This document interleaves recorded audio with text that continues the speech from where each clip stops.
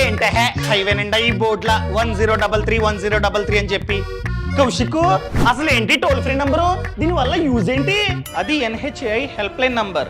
మనం హైవేస్ మీద వెళ్తున్నప్పుడు ఏదైనా ప్రాబ్లం వస్తే ఆ నంబర్ కి కాల్ చేస్తే చాలు వాళ్ళు ప్రాబ్లం నుండి బయటపడేస్తారనమాట. అర్థమైందా? ఫర్ ఎగ్జాంపుల్ హైవే మీద వెళ్తూ ఉన్న కారులో పెట్రోల్ అయిపోయింది.